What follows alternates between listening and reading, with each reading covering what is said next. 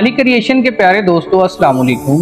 अल्लाह ताला ने इंसानी इस्लाह और दीनी अहकाम सिखाने के लिए वक्फे से तकरीबन 1,24,000 अंबिया कराम अलैहिस्सलाम भेजे, मगर बाज़ बदबख्त कौमें ऐसी गुजरी हैं जिन्होंने अपने नबी की तालीमात का मजाक उड़ाया। इनमें सरे फहरिस्त यहूदी हैं, जिनका मौजूदा मुल्क इसराइल है। आज की इस वीडियो में इसराइल और यहूदियों से मुतल्लिक चंद शर्मनाक हकायक आपको बताए जाएंगे, जिनको सुनकर यकीनन आप शर्मा जाएंगे।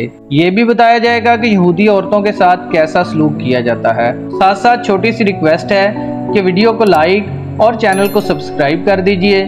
दोस्तों, यहूदियों ने आलमी साजिश के तहत 1948 में फ़लस्तीन पर नाजायज़ कब्जा किया और इसराइल के नाम से एक अलग मुल्क कायम किया, जहां पर अब इन्हीं की हुकूमत है। दोस्तों, अगर यहूदी मजहब में शादी की बात की जाए तो इनके यहाँ शादी के तरीके भी बहुत अजीबोगरीब हैं और शादी की रस्म सपहर को मजलिस में अदा होती है, जिसमें कम से कम 10 बालगों का मौजूद होना जरूरी होता है।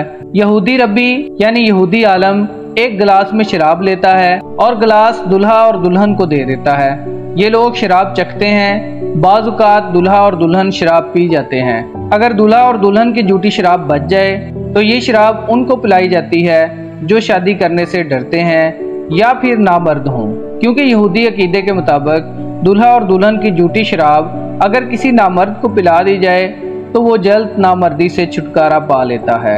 फिर शादी के अहद को राहब बुलंद आवाज में पढ़ता है, जिसके बाद शराब का एक और गिलास लेता है और फिर से ज़ौजैन को देता है। दूल्हा दुल्हन शराब पीने के बाद उसी गिलास को जमीन पर रखते हैं। दूल्हा गिलास को अपने दाएं पांव से तोड़ता है। बाज़ यहूदियों के मुताबिक इसका मकसद ये होता है कि टुकड़ों की तादाद से अंदाजा होता है कि कब तक ये जोड़ा शादी के बंधन में रहेगा। नाजरीन, अगर यहूदियत में अज़दवाजी जिंदगी पर नजर डाली जाए तो मालूम होता है कि इनके यहाँ औरत का मुकाम नहायत पस्त है। ये लोग इसका जवाब ये पेश करते हैं कि हवा ने आदम को ममनुआ फल खाने पर उकसाया, इसी वजह से वो जन्नत से निकाले गए और सजा के तौर पर अब जमीन पर मौजूद हैं। इस तरह यहूदियत में औरत की शादी सिर्फ खावन की खिदमत और औलाद पैदा करने के लिए होती है।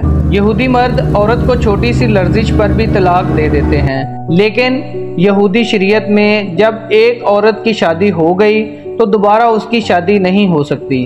वो तलाक के बाद भी दोबारा शादी नहीं कर सकती। और अगर किसी औरत का शौहर मर जाए तो उसके लिए यहूदी रसूम और कानून में हुक्म है कि वो शौहर के भाई से शादी करे और इस शादी से होने वाला पहला बच्चा भी मरहूम शौहर का होता है। तो इस तरह की अजीबोगरीब और शर्मनाक रसूमात यहूदी मजहब में पाई जाती हैं। अल्लाह ताला का लाख लाख शुक्र है कि उसने हमें मुसलमान पैदा किया और दुआ है कि हमारा खात्मा भी ईमान पर हो। आमीन।